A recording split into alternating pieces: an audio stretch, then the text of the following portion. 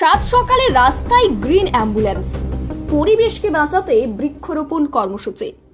শুভ রথযাত্রার দিন সকালেই দলবল নিয়ে বেরিয়ে পড়ল গ্রিন অ্যাম্বুলেন্স নিয়ে। কি এই গ্রিন অ্যাম্বুলেন্স? পরিবেশের অবস্থা দিনকে দিন যেন খারাপ হয়ে যাচ্ছে। তীব্র দাবদাহে মানুষ কেন গোটা প্রাণীকুলের অবস্থায় শোচনীয় হয়ে পড়েছে। যে হারে যথেচ্ছাচারে গাছ কাটা হচ্ছে তার সেই প্রভাব পড়েছে এই পৃথিবীর ওপর।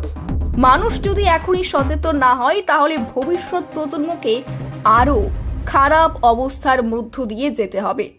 তাই এই রথযাত্রার দিনকে বেছে নিয়ে কোনো রাজনৈতিক দলের রং না লাগিয়ে শুধুমাত্র পরিবেশের কথা ভেবে এই কাজের উদ্যোগ নিল বাঁকুড়ার বেলিয়াতোর লেজেন্ড 40+ টিম।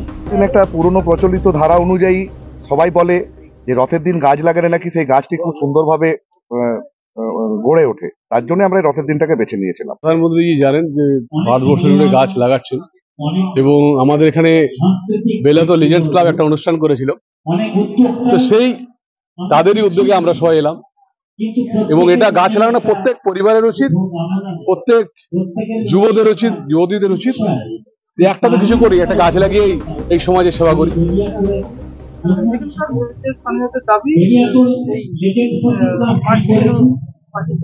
এটা খুব দরকার, এটা খুব দরকার। ওনারা আমাকে আবেদন করেছেন, আমি আলোচনা করে করার চেষ্টা করব।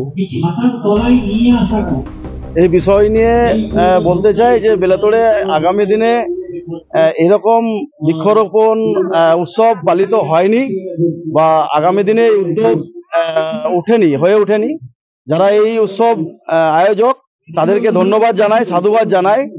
আগামী দিনে যেন এই উৎসবকে ধরে রাখতে পারি বা বেলিয়াতোর ফুটবল মাঠ একটা সৌন্দর্য অর্জন করতে পারে, মানুষ যেন বলতে পারে যে এই সংগঠন সত্যি একটা উদ্যোগ নিয়েছেন যা সমাজের কাজে লাগবে বা আমাদের বেলিয়াতোর বাসীর কাজে লাগবে।